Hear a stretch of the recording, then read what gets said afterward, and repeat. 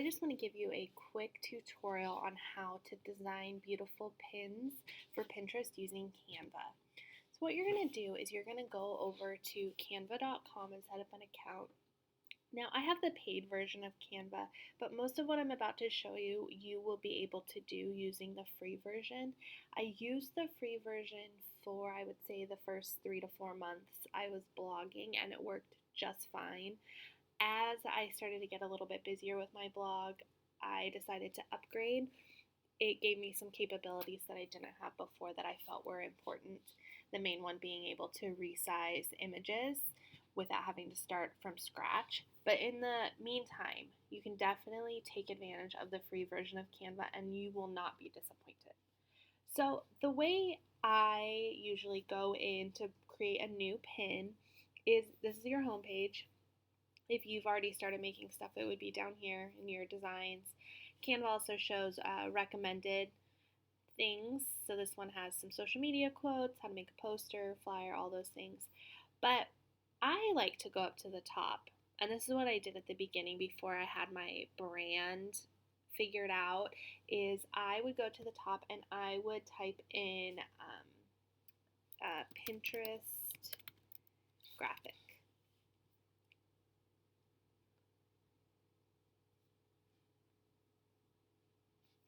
And what happens is Canva populates a bunch of different graphics that you can use. Most of them are free. Some of them you can pay a small fee. So if you look over here, they have food Pinterest graphics, wedding. What just happened?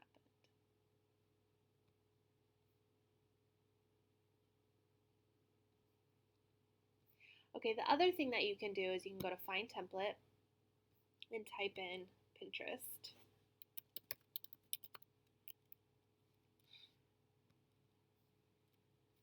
And it is going to show you all of these beautiful different templates. Now, you pick one that you like that goes with your brand. If you're new to blogging, you might not have figured out your brand yet. And so the best way to figure this out is you're just going to try some different things and see if you like it and see if it goes with your overall theme. And as time goes on, your brand will start to develop. When I first started out, I had a bunch of different pins that I was using and a bunch of different looks, and I narrowed in on it over time. It can feel really overwhelming, and you are going to feel like you want to pick your colors and your theme and your design and all of that all at once. But honestly, the most important thing for you to do is be putting out consistent quality content. And so I wouldn't get too hung up on picking a brand and sticking to it. That will develop, I would say, over your first 1 to 2 months. So anyways, that was a side note. So pick a template that looks good to you. So maybe this one. You're going to click on it. It says use this template.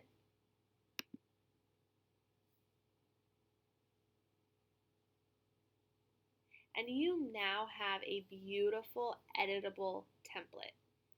If while you are working you decide that this does not work for you, you will see over here on the left there's a bunch of other templates that you can go back and choose to use instead. So I'm going to pretend that I'm writing a post on essential oils. Hot topic right now, lots of people are doing it.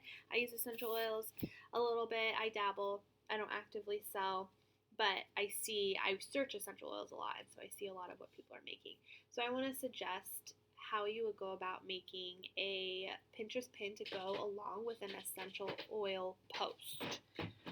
So you can click on this picture and delete the one that's there. And I downloaded a free stock photography image that looks like this. It's just a little bottle, doesn't have a brand or anything, and what looks like, I don't know what plant. But what I'm going to do is you go to Uploads over here in the left corner. And you can upload any images you want. You can see other images that I've uploaded in the past already. And you drag your downloaded image.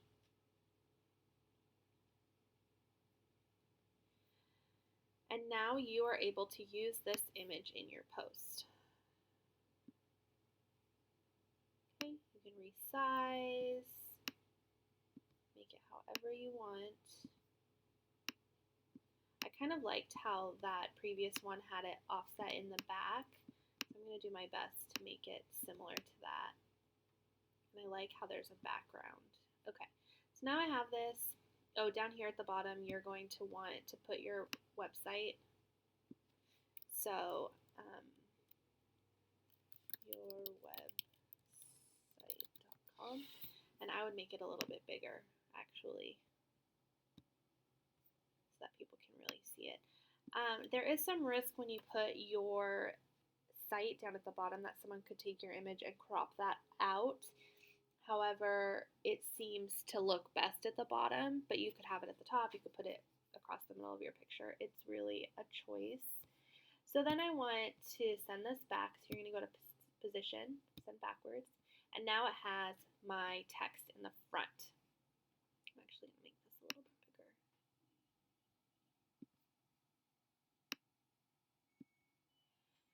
So you're going to have your title of your post. So I'm going to make mine 5 must-have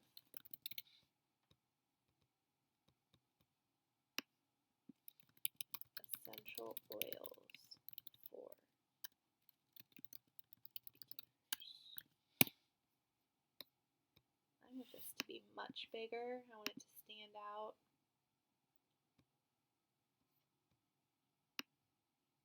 And then you can move your box anywhere you want. You could make it smaller, put it up in the corner. You could have it back in the middle like we had it before. I'm actually going to drop it down to the bottom. That's how I like it. Mostly because I want this bottle to still be in the forefront. I want the bottle to be what you see because it's eye-catching.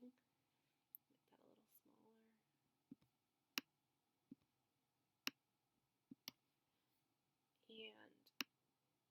And there you have it. You have a post. I might change the color of this box. You can do that here to more match the colors in the image.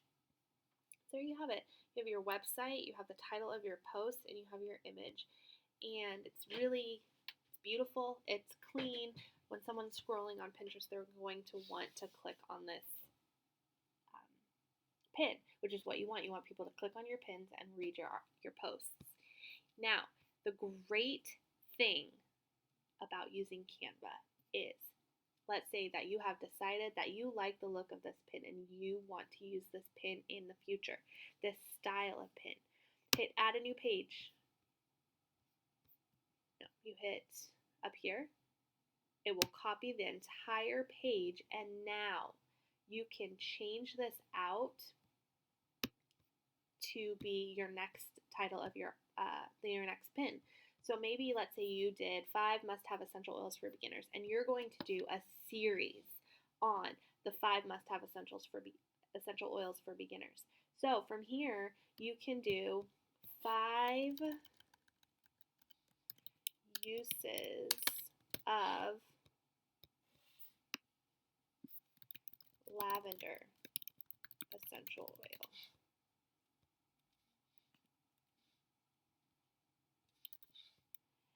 Then you're going to want to change your picture because you don't want all your pictures to be the same. Copy it. 5 uses of tea tree. Then 5 uses of lemon essential oil. Copy. 5 uses of bergamot essential oils. Okay, so then you just in one swoop made, let's see, 1, 2, 3, 4, 5 different Pinterest pins. And I would go through and I would pick, once you've picked your theme colors, is I would change the box for each one of these, and you're definitely going to need to change your picture for each one. So for this one, you're going to need to find a picture of the tea tree oil. This one's going to need a picture of lavender. This bergamot. Actually, let's change this to peppermint. Now, for the peppermint, stands to reason that your peppermint color of your box might be green. So you can go in You can change that box to green. This one, tea tree, might also be a shade of green. Change it to green. Lemon might be a beautiful shade of yellow. Okay. And lavender, I'm assuming, is probably going to be a beautiful shade of lavender. It's more bluish. But you get the idea. So then you'll just easily go in, add your picture to each of those posts, and you have a branded series of post images that you will be able to use on your blog and on Pinterest. I hope that helps, guys. Oh, I should also say that you can change the fonts. So this was a template that I clicked on, remember at the beginning, but you can go up here and you can change your fonts. If you've picked branded fonts and had them saved on here, you would be able to change that, or you can just go through and find something that matches. I wouldn't spend too much time messing with fonts. Play around a little bit at the beginning to see what you like, but then once you pick a font, stick to it. Otherwise, you're going to end up in a wormhole of looking and picking out fonts and changing things, and it's just going to be a waste of your time, and your time should be spent creating and writing awesome content. And while you want your images to look amazing, you don't want to be suck all of your time up picking out fonts and stuff. So I would play around, pick one. I think the one that this post picked looked great. It has serif with sans serif, bold with more of a skinny font, so I think that's okay. But if you want to change that, you can. You can also change that in here, and they have fonts picked out already that go together, and it's 3 fonts for heading, subheading, and text. And so you might go through and pick one that you really like that goes along with your brand as you're developing your brand, and you can pick that out and change that. You can also just you can just change each little part of the font up there. Also, if you are working on a template and you decide, you know what, I actually don't really like this template, what you can do is add a new page and then go up here to templates, and it will show you all of those old templates again, and you can pick a new one. And so maybe you decided that you didn't like this plain bar at the bottom, which is similar to my brand, but you can check this one out and say, oh, you know, I think I like that one better. Let me play around with this one for a minute. So you're going to, instead of having this picture, you're going to do your image. Oops. There, put that back. Actually, that looks really nice. And you're going to change your text to 5 must-have essential oils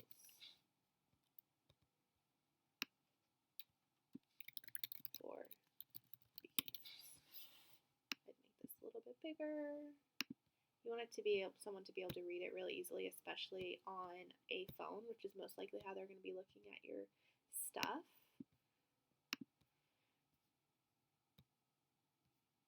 Actually, this font looks really good for essential oils. I might change the color though.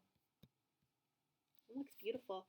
And the only other thing I would do is I would make sure to put your website again. You need to have your website on there. So I'm actually going to delete these texts. These features are grouped together, and so you're going to have to ungroup to be able to delete any of them. So I'm going to delete that. I'm going to delete that. I'm going to change this to mywebsite.com. And I'm going to do this little bar at the bottom.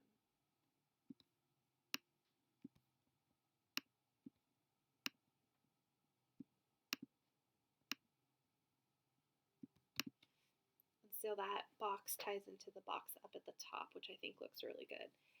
You can also move this box around anywhere you want it. If you wanted to get rid of the box, so let's say you want to play around with this a little bit and you don't want to have the box, you could ungroup, and now each of these pieces moves around on its own,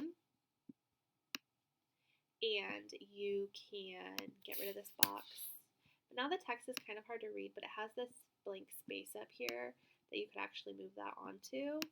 But remember, you want your reader to be able to see this and read it easily because people scroll so quickly on Pinterest that they'll scroll right past your pins if they are not easy to read and don't jump out at them.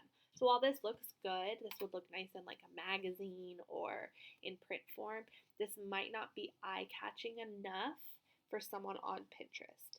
But as with everything on your blog, you're going to be testing things out. You might try this pin and you might also upload this pin and figure out which one's driving more traffic to your blog. Okay, guys, I hope that helps.